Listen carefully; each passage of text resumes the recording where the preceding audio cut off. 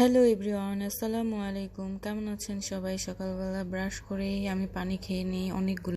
পানি খাওয়া শেষ করে আমি আমার ফেসে একটা স্ক্রাব লাগিয়ে ভালোভাবে স্ক্রাব করে নিচ্ছিলাম, আর এই স্ক্রাবটা আমি 10 মিনিটের জন্য আমার ফেসে রেখে দিব। স্ক্রাবটা আমি অফ ক্যামেরায় ধুয়ে নিয়েছিলাম, তারপর আড়ংয়ের একটা আমি ফেস প্যাক লাগিয়ে নিচ্ছিলাম।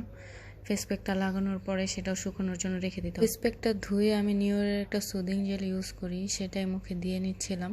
সুদিং জেলটা দেওয়া শেষ হলে 25 মিনিটের জন্য রেখে দেব। সুদিং জেল ধোয়ার পর আমি এই ময়শ্চারাইজার ক্রিমটা ইউজ করেছিলাম।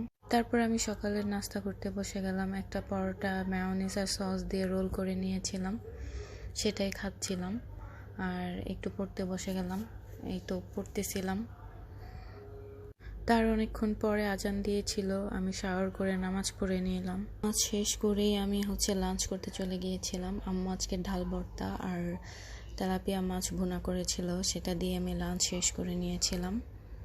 লাঞ্চ করতে করতে 3:30 বেজে গিয়েছিল, তাই আমি ছাদে গিয়েছিলাম পাশের ছাদের আমে নজর দিতে। তারপর আসর নামাজ শেষ করে আম্মু বলতেছিল মুড়ি মাখানোর জন্য, তো চানাচুর দিয়ে মুড়ি মাখালাম। মুড়ি মাখিয়ে আমরা সবাই খেলাম। এই তো শেষ।